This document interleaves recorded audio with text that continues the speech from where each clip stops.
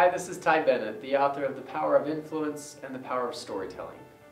Today I want to share with you 3 tips on how to be a more influential communicator. We all communicate, but we all want to communicate with more influence. We want to move people. And I want to share with you the mindset of an influencer, the focus, the goal, and the purpose of an influential communicator. Now, as a communicator, your focus should be on one thing. Your focus is on your audience. Think about it. If you're a teacher, it's about your students. If you're a speaker, it's about your audience. If you're a salesperson, it's about your prospect or your client. It's always about them. It has to be about them. And when you make it about them, a couple of things start to happen. One, nerves start to kind of dissipate. I don't know if you ever get nervous before you give a presentation or a speech, but when we're typically nervous, if you think about what's going through our mind, is we're thinking thoughts like, I hope I don't screw up, do I look okay, I want to make sure I hit all my points, and all of that's focused on us. But when we focus on the audience, we ask different questions. We ask things like, what do they need to hear? What of value can I share that's really going to impact them?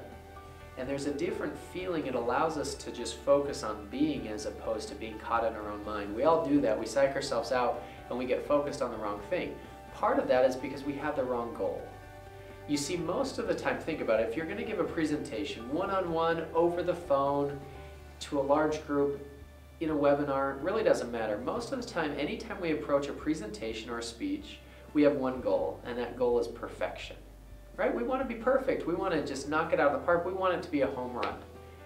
The problem is, have you ever given a perfect speech? I mean, honestly, have you ever even seen a perfect speech? That doesn't happen. I give speeches for a living. That's what I get paid to do. And every time I speak, my assistant, as I'm on stage, she will text me and she will ask, how did it go? She knows what time I'm on stage. As I come up, I've got a text and I look at it and I go, you know, sometimes it feels amazing. And I'll text something like, it was awesome. Great audience, I just knocked it out of the park.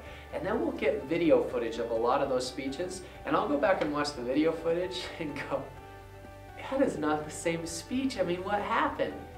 And what the truth of it is that our goal needs to shift.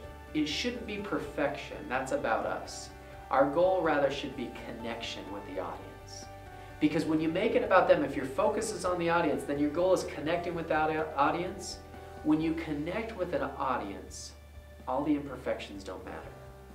You see, we typically don't make a sale if we don't connect.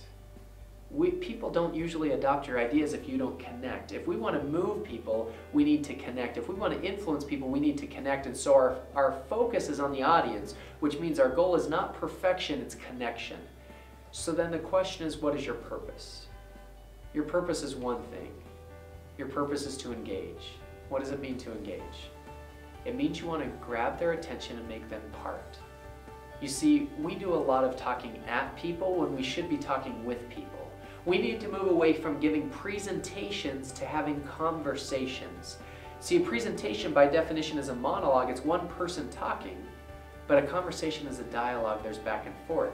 And when you're one-on-one in front of somebody, there should be conversation and back and forth. In a large group, you can make it feel conversational by asking questions, by making it interactive from that standpoint. If you can remember that your focus is on the audience, your goal is not perfection, it's connection with that audience, and your purpose is to engage that audience, then you can start to communicate in a more influential manner. Because without engagement, there's never any influence. Best of luck.